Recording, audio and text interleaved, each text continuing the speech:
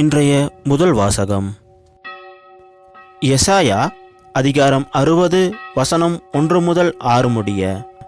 எழு, ஒளி வீசு, உன் ஒளி தோன்றியுள்ளது, ஆண்டவரின் மாட்சி உன்மேல் உதித்துள்ளது. இதோ இருள் பூவுலகை மூடும், காரிருள் மக்களினங்களை கவ்வும். ஆண்டவரோ உன் மீது எழுந்தருள்வார், அவரது மாட்சி உன் மீது தோன்றும். பிற இனத்தவர் உன் ஒளி நோக்கி வருவர், மன்னர் உன் உதய கதிர் நோக்கி நடைபோடுவர். உன் கண்களை உயர்த்தி உன்னை சுற்றிலும் பார், அவர்கள் அனைவரும் ஒருங்கே திரண்டு உன்னிடம் வருகின்றனர். தொலையிலிருந்து உன் புதல்வர் வருவர், உன் புதல்வியர் தோளில் தூக்கி வரப்படுவர். அப்பொழுது நீ அதை கண்டு அகமகிழ்வாய், உன் இதயம் வியந்து விம்பும். கடலின் திரள் செல்வம் உன்னிடம் கொணரப்படும், பிற இனத்தாரின் சொத்துக்கள் உன்னை வந்தடையும். ஒட்டகங்களின் பெருந்திரள் உன்னை நிரப்பும், மிதியான், ஏப்பாகு ஆகியவற்றின் இளம் ஒட்டகங்களும் வந்து சேரும். இளம் நாட்டினர் யாவரும் பொன் நறுமண பொருள் ஏந்தி வருவர், அவர்கள் ஆண்டவரின் புகழை எடுத்துரைப்பர். இது ஆண்டவர் வழங்கும் அருள்வாக்கு. இன்றைய இரண்டாம் வாசகம் எபேசியருக்கு எழுதிய திருமுகத்திலிருந்து வாசகம். அதிகாரம் 3 வசனம் 2 முதல் 3 முடிய மற்றும் 5 முதல் 6 முடிய.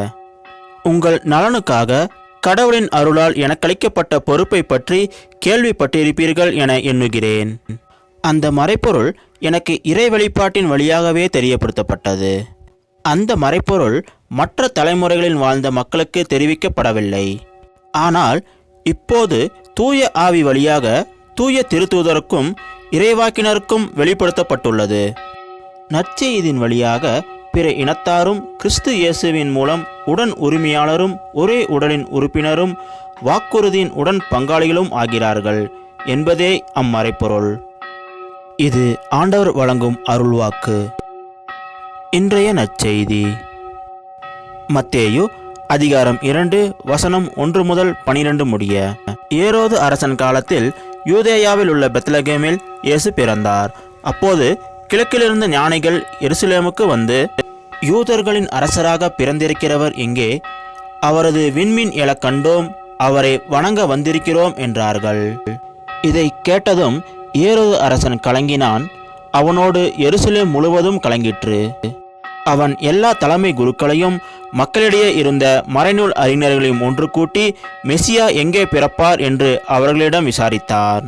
அவர்கள் அவனிடம், யூதேயாவில் உள்ள பெத்லகேமில் அவர் பிறக்க வேண்டும், ஏனெனில் யூதா நாட்டு பெத்லகேமே யூதேயாவின் ஆட்சி மையங்களில் நீ சிறியதே இல்லை, ஏனெனில் என் மக்களாகிய இஸ்ரேலை ஆயரென ஆள்பவர் ஒருவர் உன்னிலிருந்தே தோன்றுவார் என்று இறைவாக்கினர் எழுதியுள்ளார் என்றார்கள்.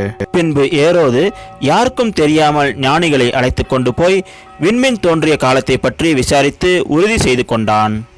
மேலும் அவர்களிடம், நீங்கள் சென்று குழந்தையை குறித்து திட்டவட்டமாய் கேட்டு எனக்கு அறிவியுங்கள், அப்பொழுது நானும் சென்று அக்குழந்தையை வணங்குவேன் என்று கூறி அவர்களை பெத்லகேமுக்கு அனுப்பி வைத்தான். அரசன் சொன்னதை கேட்டு அவர்கள் புறப்பட்டு போனார்கள். இதோ முன்பு எழுந்த விண்மீன் தோன்றி குழந்தை இருந்த இடத்துக்கு மேல் வந்து நிற்கும் வரை அவர்களுக்கு முன்னே சென்று கொண்டிருந்தது. அங்கே நின்ற விண்மீனை கண்டதும் அவர்கள் மட்டில்லா பெருமகிழ்ச்சி அடைந்தார்கள். வீட்டிற்குள் அவர்கள் போய் குழந்தையை அதன் தாய் மரியா வைத்திருப்பதை கண்டார்கள். நெடுஞ்சான் கிடையாய் விழுந்து குழந்தையை வணங்கினார்கள். தங்கள் பேழையை திறந்து பொன்னும் சாம்பிராணியும் வெள்ளைப்போளமும் காணிக்கையாக கொடுத்தார்கள்.